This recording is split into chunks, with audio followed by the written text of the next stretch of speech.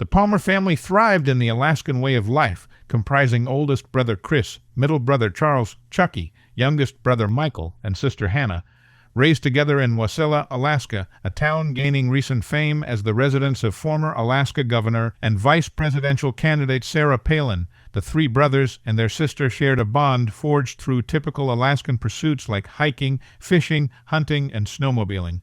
They embraced the challenging frontier lifestyle of Alaska with enthusiasm, relishing its unique offerings. However, the serenity of life in Alaska for the Palmer family took an unexpected and tragic turn on June 3, 1999. The disappearance of Michael. The vanishing of Michael Palmer, who was 15 years old at that time, unfolded during his carefree summer break, a period typical for American boys of his age to test boundaries and enjoy the company of friends.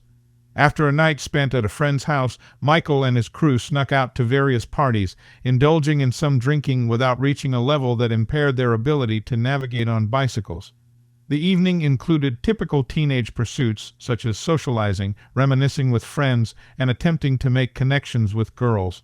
A minor confused fight occurred at one party in which Michael was involved, considered routine behavior for drunk Alaskan youths blowing off steam. After a few hours of party hopping, the boys embarked on the 9-mile bike ride back to their designated sleeping quarters. Despite their good physical condition and familiarity with long treks in the expansive Alaskan outdoors, Michael, positioned at the rear of the single-file formation, mysteriously disappeared upon reaching the destination. Michael Palmer seemed to have vanished into thin air. The boys delayed reporting him missing, assuming Michael had changed plans and decided to ride home until there was no sign of him till next morning. The subsequent search, initiated by local authorities and the Palmer family, discovered Michael's bike in a river. Authorities ruled out drowning. The boy was athletic and knew how to swim. The river was fairly shallow, and a log jam downriver would have caught his body if he did in fact drown. A puzzling next major clue was unfolded when Michael's wet shoes were found meticulously placed beside an airstrip 200 yards from the river. But there weren't any airplane took off that night. The organized arrangement suggested Michael deliberately positioned them there. Notably, there were no signs of a struggle. Speculation arose that Michael might have been the victim of the violence began at one of the parties he attended on June 3rd. It prompted police to conduct interviews and polygraph examinations. Despite everyone passing the tests, doubts lingered.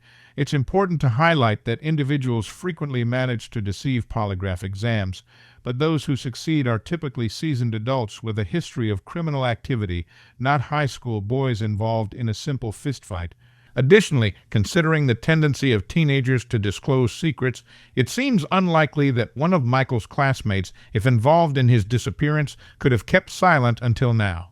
Yet, the disappearance of Michael Palmer gradually succumbed to the chilling silence of an Alaskan winter. The disappearance of Chucky Palmer. As time marched on, the Palmer siblings transitioned into adulthood, establishing families of their own. On April 10, 2010, nearly 11 years after Michael's disappearance, Chucky, Chris, and friends embarked on a snowmobile trip to Bald Mountain, an hour outside Wasilla. Despite the favorable weather and abundant snow, ominous signs manifested early. Chris, a seasoned snowmobiler, had to stay behind due to a mechanical failure, leaving Chucky to continue with the group, trailing at the rear like Michael did years earlier. Tragically, history repeated itself. Chucky, akin to Michael, disappeared without a trace. Frantic searches ensued, involving Alaska Mountain Rescue, but the unforgiving snow and limited visibility impeded efforts.